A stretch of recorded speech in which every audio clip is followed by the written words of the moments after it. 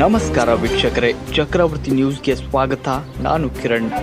ವಿಜಯಪುರ ಜಿಲ್ಲೆಯ ಮುದ್ದೇಬಿಹಾಳ ತಾಲೂಕಿನ ನಾಲತವಾಡ ಪಟ್ಟಣದ ತೊಗರಿ ಕೇಂದ್ರದ ಶಾಖೆಯು ಕಳೆದ ಹಲವು ತಿಂಗಳುಗಳಿಂದ ಕೊರೋನಾ ಹಾವಳಿಯಿಂದ ಬಂದ್ ಮಾಡಲಾಗಿತ್ತು. ಇಂದಿನಿಂದ ನೋಂದಣಿಯನ್ನ ಶುರು ಮಾಡಲಾಗಿದೆ.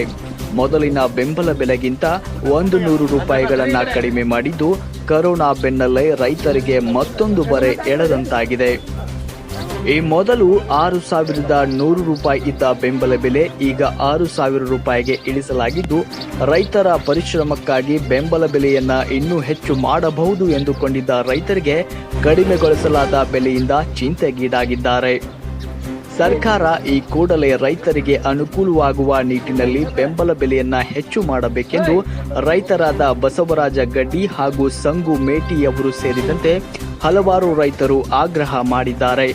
ಈ ಸಂದರ್ಭದಲ್ಲಿ ತೊಗರಿ ಖರೀದಿ ವ್ಯವಸ್ಥಾಪಕ ಶರಣಪ್ಪ ಚಿನಿವಾರ್ ಅವರು ಮಾತನಾಡಿ, ಇಂದಿನಿಂದ ತೊಗರಿ ಖರೀದಿ ನೋಂದಣಿ ಆರಂಭಿಸಿದ್ದು, ಪ್ರತಿಯೊಬ್ಬ ರೈತರಿಗೆ 20 ಕ್ವಿಂಟಾಲ್ ತೊಗರಿ ಖರೀದಿಸುತ್ತಿದ್ದೇವೆ. ಸಾಮಾಜಿಕ ಅಂತರ ಕಾಯ್ದುಕೊಂಡು ಕಡ್ಡಾಯವಾಗಿ ಮಾಸ್ಕ್ ಅನ್ನು ಧರಿಸಬೇಕು ಎಂದರು. ಈ ವರದಿಯನ್ನ ನೀಡಿದವರು ಕಾಶಿನಾಥ ಬಿರಾದರ್, ಚಕ್ರವರ್ತಿ ನ್ಯೂಸ್, ನಾಲತವಾಡ.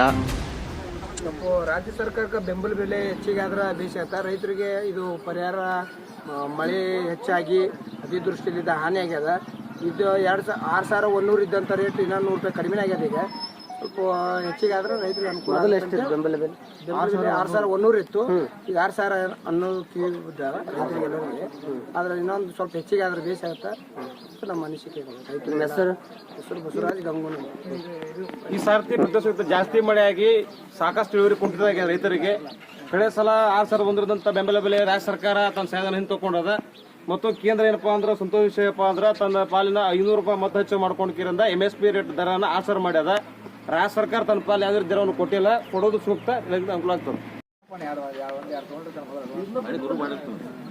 ಏನು ಚಲೋ ಮಾಡಿ ತೊಗರಿ ಕೇಂದ್ರ ಇವತ್ತು ಸ್ಟಾರ್ಟ್ ಮಾಡೇವ್ರಿ.